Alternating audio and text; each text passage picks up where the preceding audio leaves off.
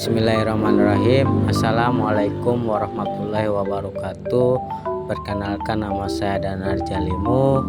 Saya dari kelas MPI 5B akan menjelaskan materi saya tentang pendidikan Islam dalam pelajaran di pesantren. Baik, langsung saja kepada materinya. Baik, pendidikan Islam memiliki kedudukan dalam sistem pendidikan yang terbagi menjadi 3 bagian. Pertama, sebagai sebuah lembaga, pendidikan Islam secara jelas mengakui keberadaan lembaga pendidikan Islam.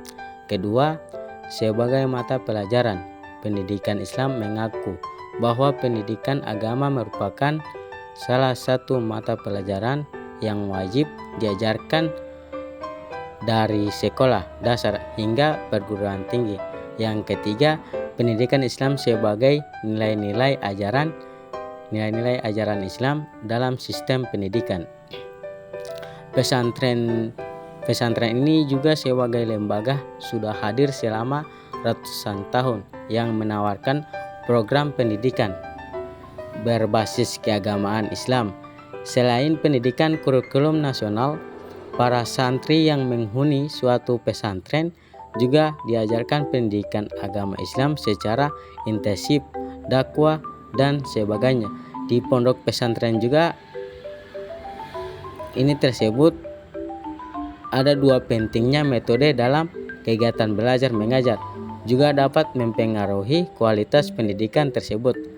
Karena jika pendidik menggunakan metode yang tetap, maka materi yang didapat peserta didik juga akan lebih maksimal. Namun pada kenyataannya, umumnya pesantren masih menggunakan metode pengajaran yang terbilang kuno, yakni hanya dengan metode ceramah saja, terutama pada pesantren salaf.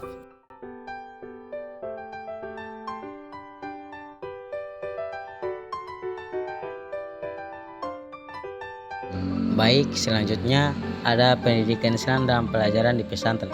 Pendidikan Islam memiliki kedudukan dalam sistem pendidikan yang terbagi menjadi 3 bagian. Yang pertama, sebagai sebuah lembaga pendidikan Islam secara jelas mengakui keberadaan lembaga pendidikan Islam.